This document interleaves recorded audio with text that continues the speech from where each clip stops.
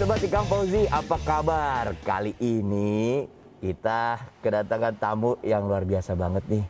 Ini benar-benar orang-orang yang semua orang jadi inspirasinya, iya kan? Amin. Tapi ini orang tuh dari pertama kali muncul, gue tahu banget gitu prosesnya. Makanya untuk mencari tahu apa pembicaraannya nanti bakal seru banget karena gue termasuk orang yang ngikutin karirnya dia sampai sekarang ini. Luar biasa banget. Omika. Dan ini adik gua nih karena sering dibilang mirip kita. Iya. Gua pokoknya kalau orang-orang bilang lu Sultan Bintaro.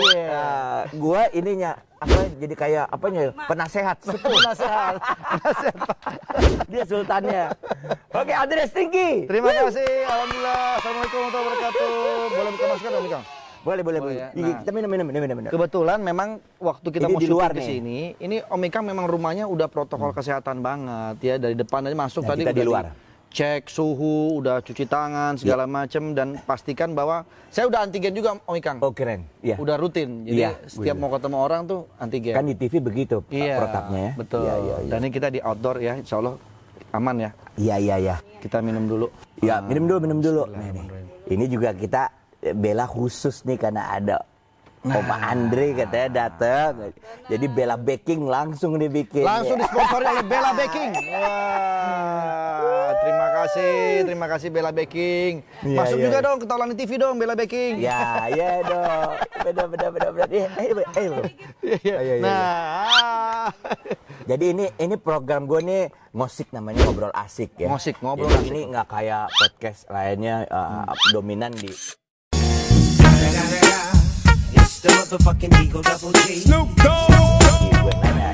kita bisa ngobrol apa aja, karena gue pikir ya kita sama-sama musisi kan. Iya Om Ikang. Jadi ya bisa ngomongnya lebih enak. Dari setiap orang yang udah jadi sekarang seperti ini, tentunya punya masa lalu gitu kan ya. Gue tuh mungkin jarang orang yang tahu Andre tuh, yang gue tahu dia aslinya Medan. Iya. Tapi Medannya itu kan bukan asli dari Medan. Bagaimana? Ceritain dong masa kecilnya, keluarga gitu yang menarik lah gitu. Jadi almarhum bokap gue tuh Mas orang Ambon. Marganya Haumahu. Tapi ibunya itu orang Belanda. Wah. Jadi gue masih ada turunan Belandanya. Pantesan lo keren ya. Ketawanya kayak ini ya. Benar. Belanda, asli Belanda, nggak bisa ngomong Indonesia. Memang orang yang mirip-mirip gue tuh selalu ada dari bule-bule aja. Nah kakek, jadi papanya papa itu orang Ambon Jawa. Nah lahirlah papa nikah sama mama orang Batak, Medan. Hasibuan marganya. Jadi kolaborasi tuh Haumahu sama Hasibuan, jadilah saya. Gitu. Makanya udah banyak campur-campurnya Mas ini Mas. Iya ya. Ambonnya ada, Bataknya ada, Belandanya ada. Jangan ngeledek Mas. Iya maksudnya dari mana jelas. Mas? Sama tapi kita Mas. Bulunya kayak bule ya. Bener gue bulunya jarang. Ini justru cewek-cewek Mas. Bulu jarang. Cewek-cewek senang sama cowok-cowok yang kulit-kulit begini Mas. Bener. Kalau keputihan kayak gimana gitu kayak Korea-Koreaan gitu kan. Lu pas lah segini. Pas ya. Indonesia. Yang disukain banyak bule model kayak begini nih. Terus gimana? Bokap itu apa dulunya? Boleh Bokap cerita? tuh dulu dia pernah kerja di kapal pesiar. Jadi dia pernah kerja kayak misalnya ke negara-negara luar negeri, Amerika segala macam gitu.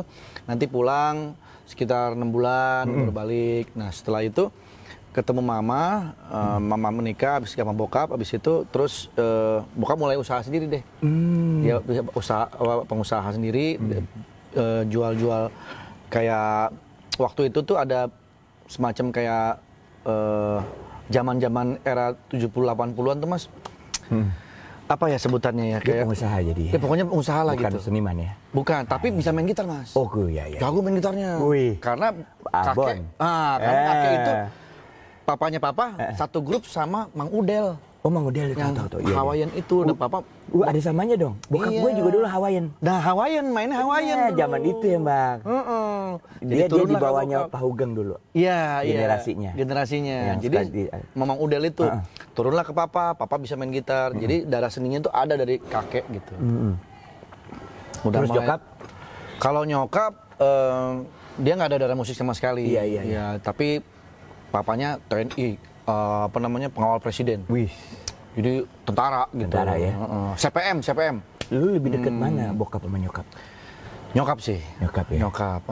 Jadi Biasa kalau bisa seperti ini nih banyak ya, nyokap. lebih ke Wah, nyokap semua yang berjuang sih. Keren. Nyokap semua yang berjuang. Iya, Terus iya.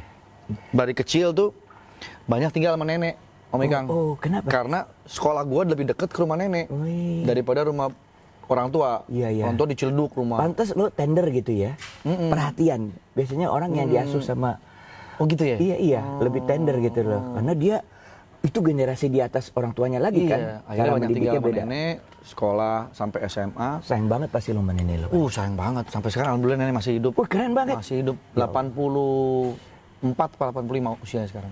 Orang tua juga semua masih. Orang tua tinggal mama. Ayah udah meninggal. Justru ayah meninggalnya muda, Om Ikang. Iya, bener, Waktu gue masih baru masuk kuliah. Gitu. Makanya abis dari situ, nah itu yang titik baliknya. Setelah itu, lo udah terkenal? belum ya? Belum. Setelah abis bokap, itu lo baru? Nah, setelah bokap meninggal, baru tuh gue mulai, gue harus jadi pengganti bokap. Ih, keren. Karena kan gue nggak ditinggalin warisan, Mas. Bener. Jadi gue harus kerja, jadi pegawai bank untuk biayain kuliah gue dan adik-adik gue. Oh itu? Iya, Mas. Jadi abis kuliahnya di mana dulu ambil? Dulu kuliah di Stay Indonesia, ambil akuntansi. Iya. Nah, bareng sama kuliah, bareng juga kerja. Jadi kerja, kuliah, sama rekaman. Waktu itu diterima 97 demo Stinky itu. Iya, benar. Jadi 3 tuh Mas gue jalan itu. Pagi gue berangkat kerja, pulang kerja gue kuliah. Dulu ada Bank Nusa Internasional, tahu. Grup Bakri. Iya. Nah, di situ gue dulu, Mas. Sampai akhirnya ada proses banyak bank-bank yang dilikuidasi dan segala macam kan, mulai mengerucut bank-bank kan. Iya. Gue berhenti lah. Itu kalau itu yang kan lo bilang lo juga harus ngurus adik lo, sama kakak lo kali ada juga. Enggak, ya? gue paling pertama, anak pertama. Berapa orang ada tuh? Adek gue 3. Adek gue 3, Cewek semua? cowok 1, abis gue sama abis itu cewek-cewek. Wih. Jadi 3, Mas. Sekarang udah pada jadi semua? Alhamdulillah udah pada berumah tangga semua. Udah keren. anak-anak gitu. Kakak yang baik banget ya. lo maksudnya lu bisa jadi seperti sekarang itu nggak mungkin dengan kalau latar belakangnya nggak seperti itu perjuangannya ya. Iya, Mas. Lu nyokap sih yang paling berjasa banget ya. Doanya dia, bener supportnya dia gitu. Wah, itu kalau bicara nyokap, gue juga anak emak gue. Sama. Gue tuh kalau udah ngomong nyokap udah deh. Bener, gue nyerah udah. Iya, udah. Tapi sukses kita tuh dari mereka sih. Betul, Mas. Doa mereka. Kan orang Jawa bilang kalau ada upacara bersihin kaki ibunya begitu dicium gitu ya. Aku rada percaya juga upacaranya, maksudnya apa ya? Itu tanda kita berbakti ya. Karena doa dia tuh luar biasa. Betul, Mas. Gue inget banget nyokap gue tuh dulu kerja sebagai sales marketing asuransi. Oh gitu? Iya, untuk ngidupin kita ini kan papa udah nggak ada kan. Iya. Mama kerja di Jakarta ya? Di Jakarta. Terus dia pagi-pagi tuh sebelum dia ke kantor, dia nganterin gue dulu ke kantor. Gue kan juga kerja, jadi sebelum dia ngantor, dia mampir ke kantor gue. Tinggal di mana tuh waktu di Jakarta waktu itu? Di Ciledug. Di Ciledug. Nanti pulang dari kantor dia jemput gue lagi ke kantor, nganterin gue ke kampus, gue kuliah, dia nungguin. Gue jasa nyokap gue tuh besar banget. Ini Sobat Ikang Fauzi ya, nggak pernah ada cerita seperti ini gitu. Karena gue tahu banyak soal dia, jadi gue bisa tanya nih, kok bisa jadi seperti ini tuh gimana gitu. Orang taunya orang Medan, orang Beda, tapi kayaknya nggak cukup seperti itu. Iya, betul. Itu nyokap itu luar biasa ya. Iya. Nah, mungkin pertama kali masuk ke senimannya itu. Nah, itu pas gua tuh dulu SMA seneng ngeband. Termasuk lo jadi idola gue, Mas. Wah, ya bener ya. Gua tuh bentar gua dari sini. Serius beneran. Gua tuh bawain lagu Waduh. Bless. Oh, iya. Bawain lagu apa namanya tuh Preman. Bukan. Oh iya, Cita Si Boy. Apa? Cita Si Boy sama itu apa? Tahun terakhir bukan, atau apa? Lolita? Bukan. Apa? Jangan main api. Iya itu. Gue mainin Andai kau tahu isi hatiku gitu ya. Iya. Hanya untukmu sayang. Berubah. Asik. Andai kau tahu rindu di hati, hanya untukmu sayang, rasanya tak pernah berubah. Itu Mas, itu gue bawain dulu SMP. Itu lagu susah loh bro. Gue aja jarang bawain itu karena susah banget itu.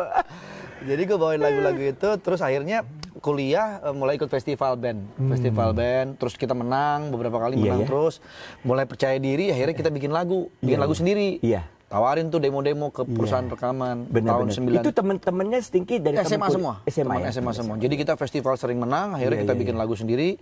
Kita jalan ke label-label nawar-nawarin demo.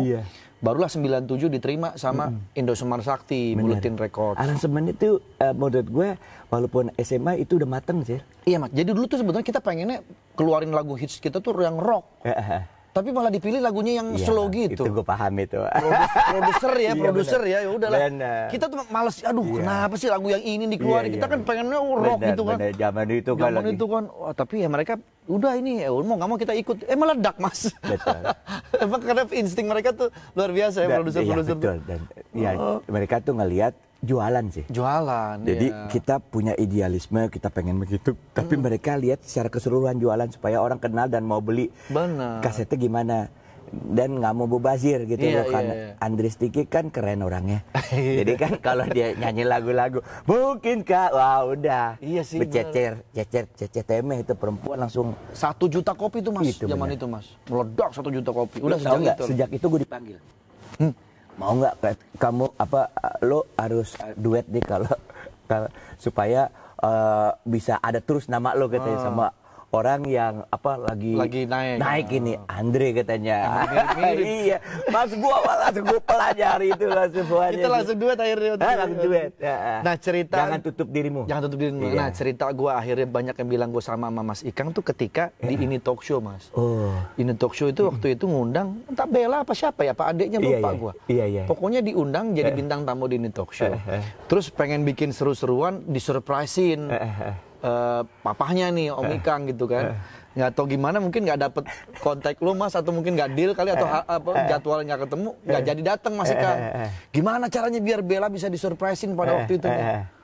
Akhirnya lu aja nih Mas, lu Andre, dia bilang lu mirip sama Ikang nih, lu dandan Ikang nih, gua dandan, gua pakai wig, gua pakai ikat kepala, gua pakai sarung tangan, jadilah gue Ikang Fauzi. Iya, diterima sama orang ya. Pecah itu. Pecah. Tapi yang gue kagumnya dari lu tuh pinter niru-niru karakter orang gitu. Triknya gimana sih? Iya, gue belajar Mas. Gue belajar kayak gue lihat apa sih gerak-gerik dia gitu, Iya, gesturnya apa, terus cara ngomongnya gimana, terus dandaninnya kebetulan juga orang kostum kita tuh jago. Jago ya. Ngedandanin mirip-mirip. Akhirnya gitu. salah satu Seterusnya. kepiawaian lo itu adalah menirukan tokoh Iya, ya. impersonate. Itu gue demen banget. Kalau udah keluar gitu nyerah gue udah. Keren banget Tapi Andre. titik awalnya itu jadi Ikang iya. Fauzi awalnya. Iya, Setelah itu karena sukses terus. Bener ya, Ganti-ganti, jadi Ahmad Albar jadi juga Ahmad apa semua. Albar, jadi apa semua.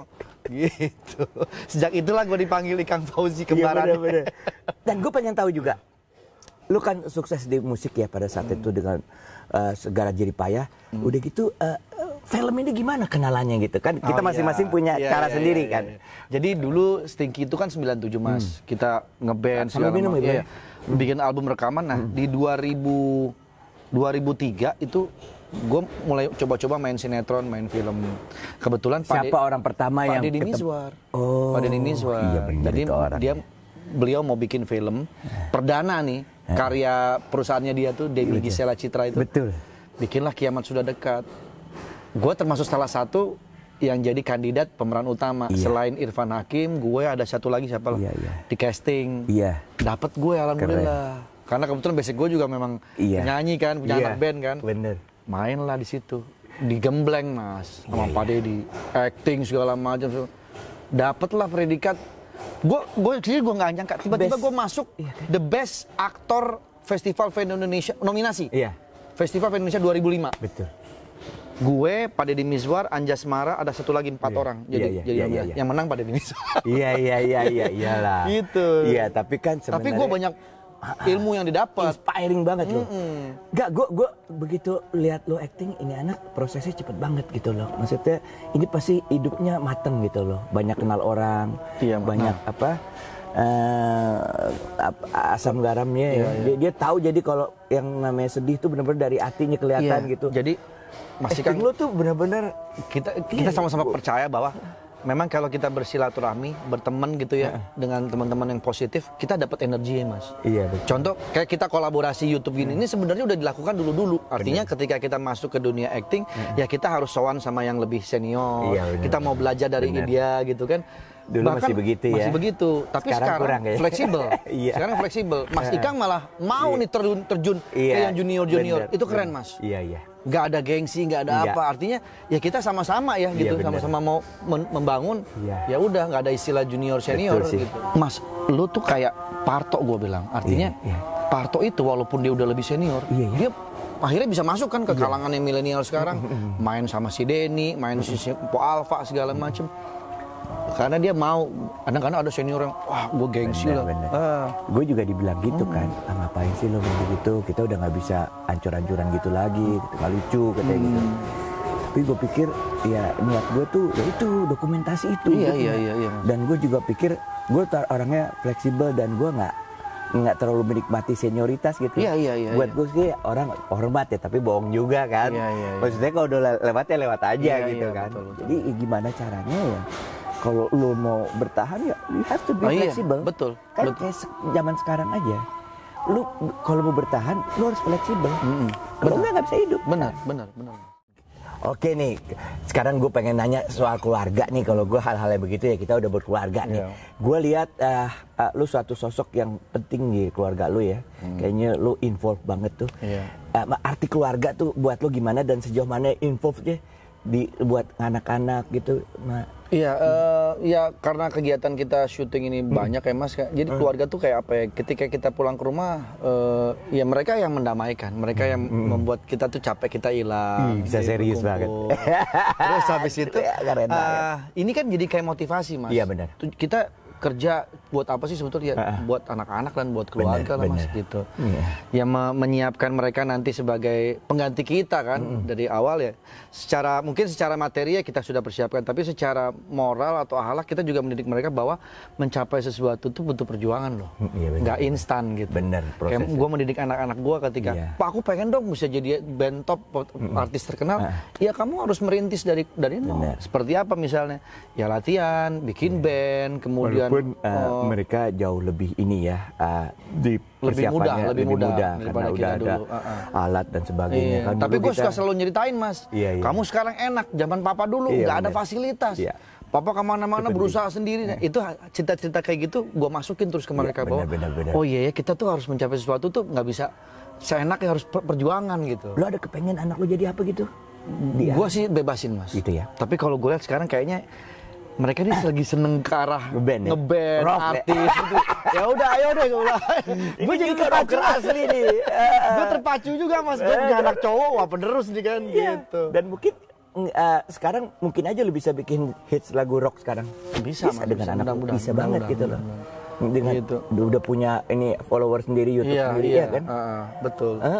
Iya pokoknya seperti itulah. Di keluarga tuh buat gue jadi semacam kayak spirit juga, terus tempat kita berkeluh kesah dan melepaskan capek-capek apa segala macam ya kembali ke keluarga.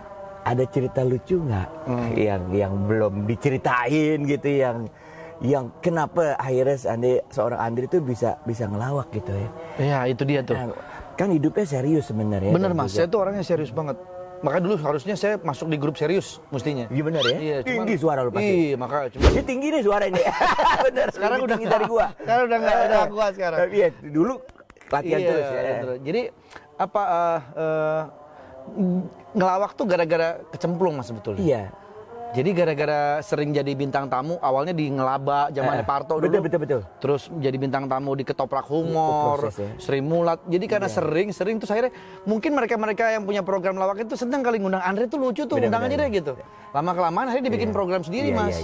Isinya ya komedi semua. Akhirnya jadi kayak sekarang ya. Ngelenongnya itu pertama kali Mas. Itu program komedi gue yang stripping di Trans TV. Iya. Ngelenongnya. Dari situ awalnya tuh. Ini orang belum banyak yang tahu ya prosesnya jadi seperti itu. Belum. Maksudnya lu nggak ada cita-cita jadi pelawak kan? Nggak ada Mas. Tapi setelah gua sadarin sekarang ternyata itu benar. Anak band yang gua jalanin itu, grup band itu adalah batu loncatan sebagai pelawak Mas. Disuruh jadi anak band lagi nggak mau dia. Tapi bener banget sekarang ya. I tell you, sekarang kalau lu menjadi orang sultan, jadi pelawak. Jadi pelawak. Itu apalagi dia punya acara sendiri. Iya. Sekarang lebih enak gini Mas. Gue jujur ya kalau dari semua program yang dijalanin, entah itu film kah, nyanyi, ngeband, bikin album, yang paling enak tuh begini. Setiap hari di TV, 2 jam syuting live selesai, ketawa-ketawa beres. Iya bener ya.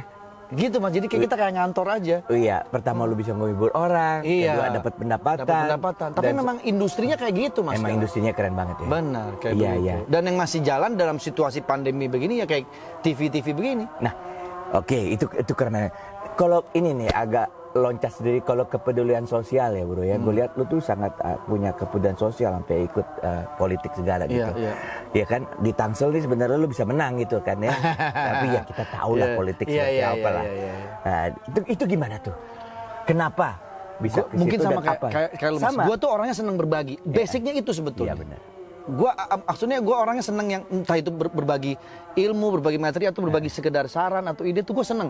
Gue seneng ngumpul, seneng kita sama-sama bikin sesuatu yuk. Yang penting orang seneng. Itu dulu. Bahkan di keluarga sendiri gue tuh lebih dikenal ke artinya daripada gue mentingin diri gue lebih baik gue mentingin orang lain.